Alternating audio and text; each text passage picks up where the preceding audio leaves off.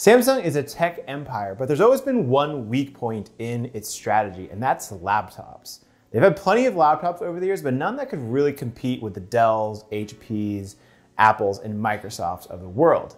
But it's 2020, Samsung has a bunch of new laptops out, and this is possibly the best one, the Galaxy Book Flex. For the first time, Samsung has finally made a laptop that feels unique to them. It's actually using the technology that they have developed in other categories like TVs or smartphones and brought it to the laptop space. And the best example of that is the QLED display that the Galaxy Book Flex uses. Obviously, this comes from the TV world where Samsung has been really successful with its QLED technology, but this is the first time we're seeing it on a laptop. So I was really interested to see how this would compare to standard LED laptops and also these high-end OLED laptops that we're starting to see now. I'm happy to report that QLED technology is awesome on laptops, especially on this Galaxy Book Flex. It's brighter than most LED screens, but it's really in the color space where it really counts. Adobe RGB is a color space that laptop screens tend to struggle with, but with this QLED display, it's getting up to 92% there, and that's way, way above what we see on a standard LED laptop. It's not quite up to what you get on OLED, but again, OLED only right now ships in 4K screens, and this is a 1080p screen, and there's gonna be a lot of benefits to that, but the first is just price. OLED screens at 4K resolution are usually a pretty big upgrade in terms of price, where this QLED display comes standard in all models. So not only is that great news for photographers who maybe want to take their work on the go, who have to really trust the color precision of their screen, it's also great in terms of battery life because of that lower resolution. It's also because Samsung has stuffed an almost 70 watt-hour battery into this 13-inch laptop, which is really big for this size. There's really only two other 13-inch laptops that can compare to the display on this Galaxy Book Flex, at least in terms of colors, and that's the MacBook Pro, of course, and the OLED HP Spectre X360. Again, these are both laptops that are gonna be more expensive than this laptop and also won't get as good of battery life. In fact, the Galaxy Book Flex is one of the longest lasting laptops I've ever tested. We're talking 14 hours in light web browsing and up to 17 and a half in local video playback. Those are the kinds of numbers that laptop manufacturers love to claim, but here Samsung is actually delivering. Another great example of the Samsung-ness of this laptop is the S Pen, of course. This isn't the first laptop we've seen with the pull-out stylus, but there is a new integration with the Galaxy Book Flex. It's located above the keyboard in a built-in slot that's housed right into the chassis of the laptop, which makes it really, really convenient. Just pop out the end of the pen and you're right there, ready to write on the screen, select text, or whatever you want to do with the stylus. This is the same S Pen you know and love if you're familiar with the Galaxy Note smartphone or other laptops that have used the S Pen. And my complaint's really always been the same, at least on the laptop space. It's just a little too small and flimsy for me to feel comfortable writing with it for long periods of time. And it tends to make it that I just don't pull it out as often as I wish I did. I kind of prefer something like a Surface Pen or an Apple Pencil that has a little more heft in the hand and feels a little more like a normal pen. But it's hard to argue with the convenience factor, right? This thing is housed literally inside the laptop and Samsung isn't charging any extra for it, which is not something that other laptops do. So you have to give credit there and you can't really discount them any for what they're doing with the S Pen. They just want to put it into the laptop and make sure that people have access to it. There is, however, one pretty big downside to where they've put the S Pen in the Galaxy Book Flex, and that's the position of the keyboard. Because they had to make room for it above the keyboard, everything's been pushed down, and essentially the palm rests that sit below the keyboard have shrunk down quite a bit, and that, as you can imagine, can present some problems with the typing experience. Sitting next to the XPS 13, those palm rests are a ½ inch smaller, but next to the MacBook Air, it's a full inch of less space for your palms to rest on. Now, if you have small hands, this might not be a big deal to you, but I noticed it right away with the chassis kind of digging into my palms as I was typing. You throw in the short travel style keyboard that they've put in here, and for me, this is just not an ideal typing experience. The layout is fine, the size of the keyboard is fine, but I would just really prefer any number of other laptop typing experiences over this one.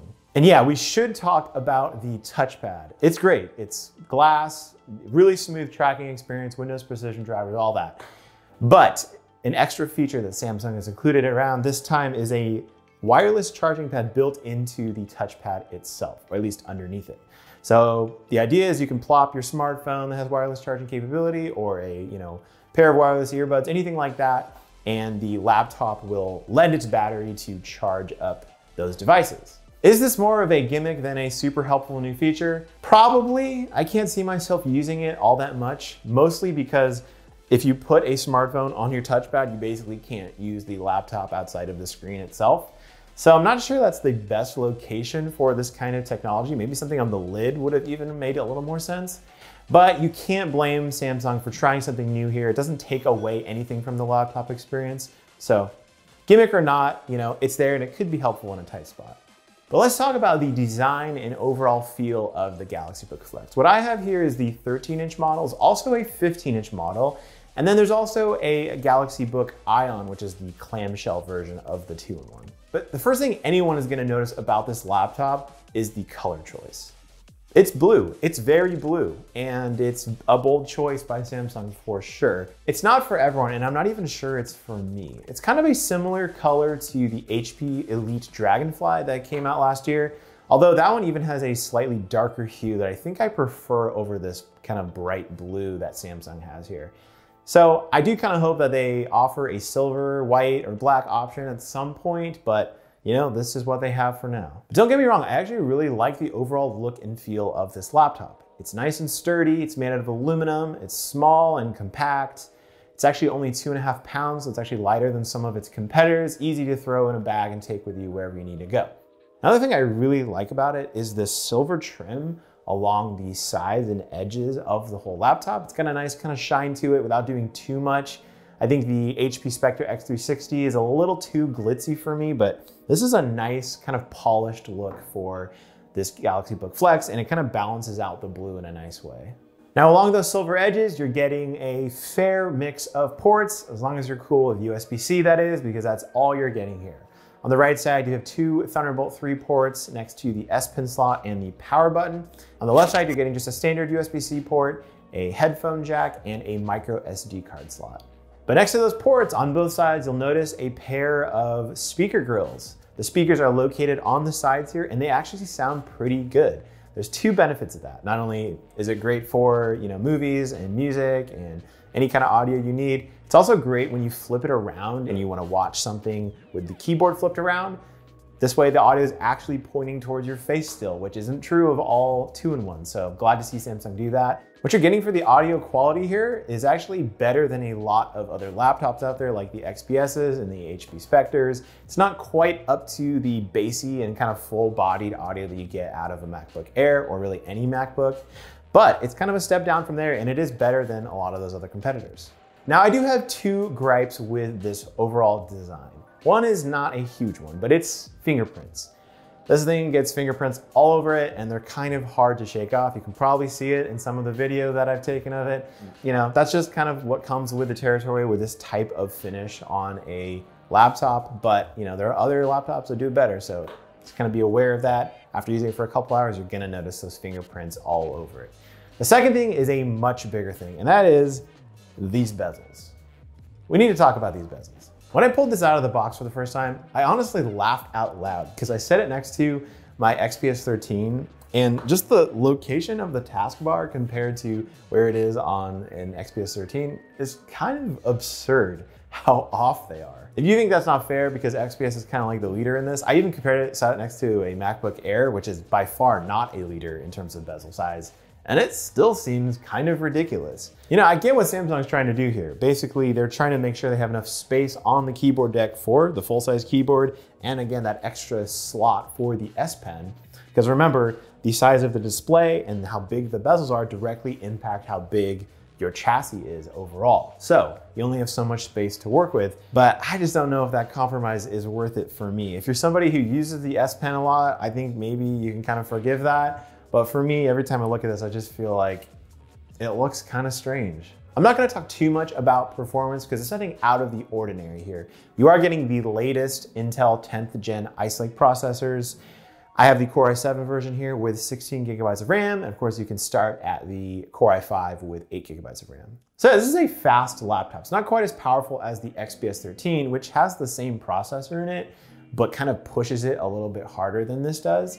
But it's not at all to say that this isn't a powerful computer. It's actually better in benchmarks and scores than a lot of other laptops, cheaper ones that use those same components. So gotta hand it to Samsung here. They've done a nice job with the performance level, and actually it balances the thermals really well too, because this laptop never got super hot. And that's a problem that sometimes the XPS 13 runs into. The surface temperatures are really good, and even the fans, they do spin up pretty frequently, kind of more than I wish they would, but they never get overly loud, even when you're kind of pushing the processor a little harder. And lastly, in terms of pricing, the Galaxy Book Flex is right around where its main competitors are, which are the Dell XPS 13 2-in-1, the HP Spectre X360, and then maybe if you want to throw in the HP Elite Dragonfly too. The problem is I think a lot of these 2-in-1 laptops or laptops with 360-degree hinges are kind of overpriced. Usually they're a little bit more expensive than their standard clamshell versions, which all of these laptops have. So if you just want a laptop, I really think those are the better options. The 2-in-1s, or whatever you want to call them, are really more for those people who like the idea of a touch screen, stylus support, being able to flip the keyboard around for maybe when you're watching movies or kind of doing more hands-on work, that kind of thing. That's who these products are for. I just don't always know if the extra few $100s is worth that price difference. Now, I think the Galaxy Book Flex actually does more with this concept than some of those other laptops do by introducing the S Pen to it that's built right into the laptop itself. So I think it kind of sweetens the deal by not charging extra for the stylus. But if you have decided that you want one of these 2-in-1 laptops and you're trying to decide between maybe the Galaxy Book Flex and the XPS 13 2-in-1 and the Spectre X360, that's a tough choice because despite the price thing I just mentioned, these are really excellent laptops that don't have any significant downsides. I think the Spectre offers the best typing experience. The Galaxy Book Flex offers the best battery life, and of course it has the S Pen. And if you're a photographer, I think the colors on the display really do stand out. And of course the XPS 13 2-in-1 is the most powerful of the three. I like the design of it the best. I think the 16:10 screen is a big standout feature. The fact that I'm even talking about a Samsung laptop in comparison to the Dell or the HP is a big deal in and of themselves. Samsung has really never had a laptop that could compete at that premium high-end level. Not only are they competing, they're actually innovating in terms of the display and battery life. Those are kind of core essential parts of what make up a laptop and what we kind of expect from laptops. So that's a really big deal, and I hope it spells good things for the future of Samsung laptops.